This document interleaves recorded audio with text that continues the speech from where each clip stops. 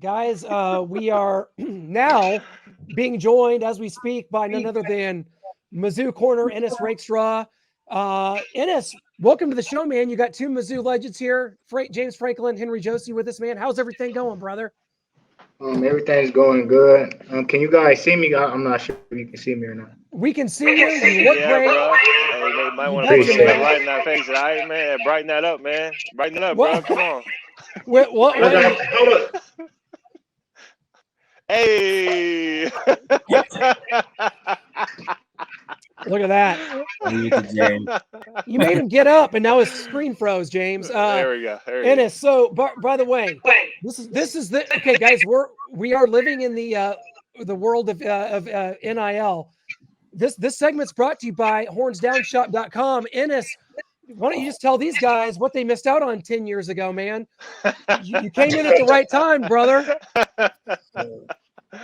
You guys kind of missed out on some chances to set your family up for life. I mean, it's crazy Wow. that it happened. It happened with me and my generation. You know, a lot of people y'all age probably a little upset, but it's a lot of things that's helping us out. Yeah, easier now. Hold up. It's good that's happened, and I'll tell you, Horns Down Shop. It's founded by a lifelong Mizzou fan. We even got guys. This is one that you guys never got either. You guys are going to be jealous of this. We got Ennis has his own shirt. It's pretty cool, right? We got the Rakestraw shirt. No. Go hornsdownshop.com, man. Go get it. Okay. I've got it. I'm Wow. wearing it to the game. Ennis, tough loss, man. On Saturday, I was there in Boston. It was a really good setting. Disappointing loss, though. What do you take away from that? Is there a sting that still you feel from losing in overtime, or you guys moved on to Tennessee and ready to put this behind you? As a competitor, you know, every loss hurts. That's just how the game goes. You know, you win some, you lose some, but you always want to be on the winning side of it. But you can't let it have an effect on how you go next game because yeah, we lost that game, but nobody cares now. Like it's the mindset of next game. Everybody worrying about Tennessee. We got to be focused on Tennessee and try to get the job done there. Yeah, definitely looking for that. How frustrating is it in us right now? The defense, specifically the run defense is really struggling. Steve Wilkes is the new defensive coordinator. You're having to have a whole new defensive coordinator. What's your relationship like with Steve Wilkes, man? What's the that? Do you feel like right now it's a scheme issue, or is there some miscommunication? What's kind of going on there on the field for the defense?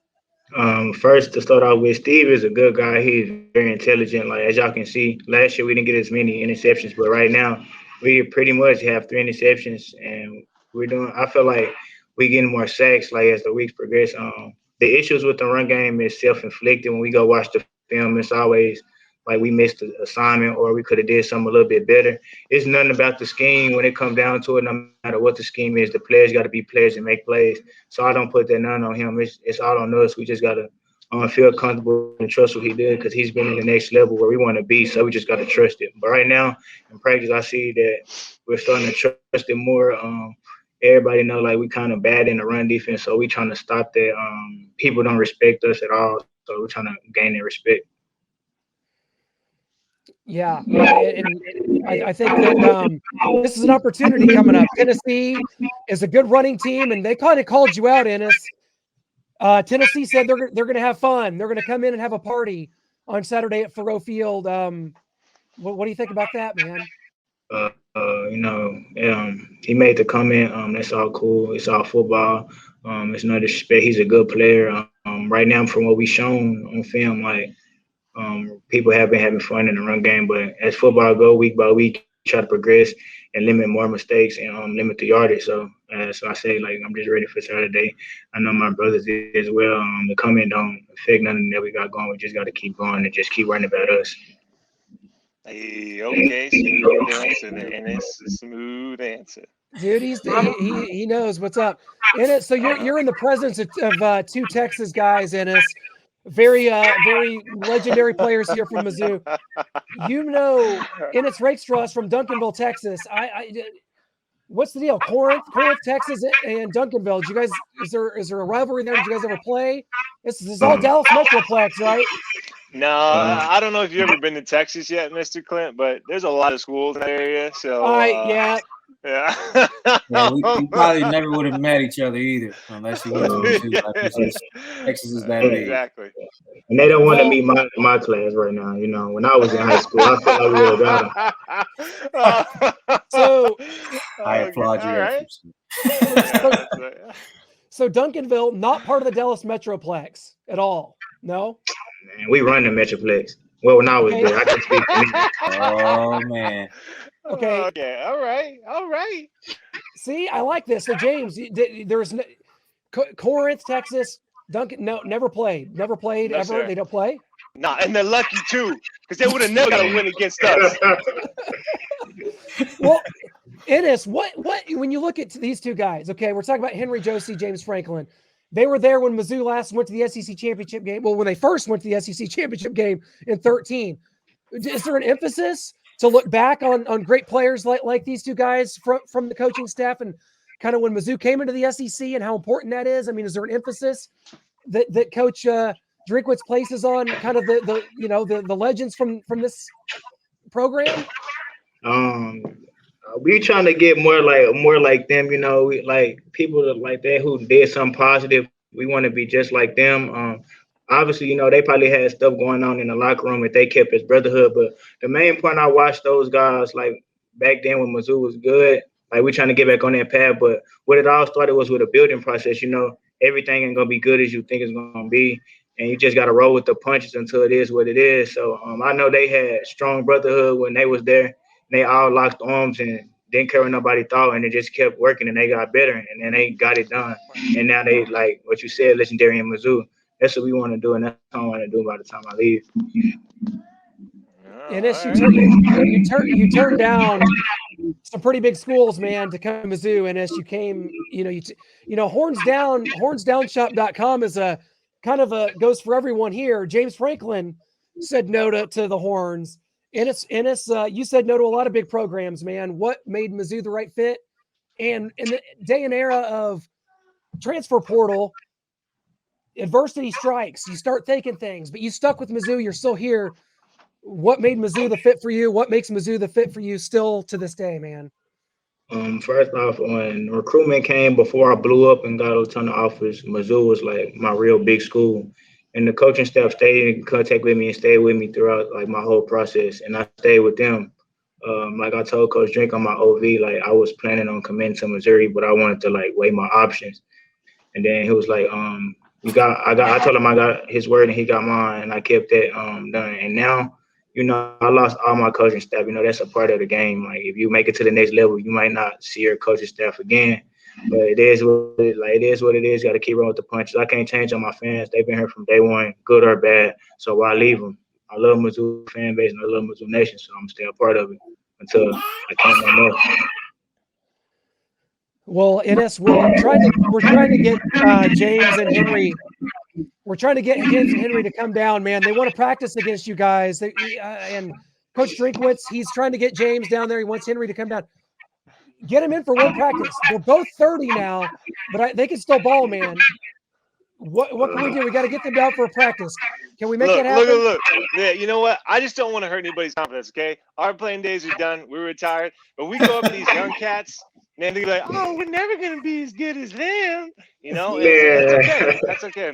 So you know what? Maybe when they got on a little high horse and they keep winning some games and they're doing great, and at the end of the season, great record, we'll go there. We'll show them what's up. Then they'll rebuild that offseason. Wow. So we got to get as they said, we got to get a good record, focus on what we got now, and then the off season, we get that good record. We got to see them too. We got to see them too. Deal. I wouldn't mind that at all. Yeah. I was gonna say though, that was a good point earlier, you said, Ennis, but trying to talk on that, like, so even when Henry and I were there, you know, everyone would ask us too about the players that came before us and like wanting to be like them.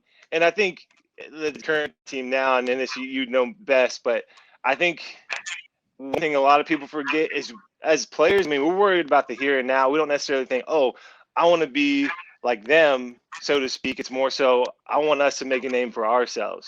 And so it's like, you know, yeah, you look to the future, or you look to the past and see those players that accomplished a lot, but at the same time, you know, you want to wear your own you, so to speak. You want to put your own name there, and you want to make those plays, and you want to make a name for the guys and the brotherhood that you have there. And so it's not necessarily, I think as players, I don't mean to speak for everybody, but it's not like we look at those past teams like, man, I want to be like them. It's like, if anything, you want to try to be better, but you want to be the best version of that team now, not like comparison to the 2013 team or the 2007 team and so on and so forth. And so it's, I mean, it is fun. It's fun to connect. And then I'm sure you can always learn lessons from players in the past, but I mean, the current team now, it's like they want to make sure that they're making a name from themselves and remember the 2021 team and not have all the comparisons to like 2013 or so on.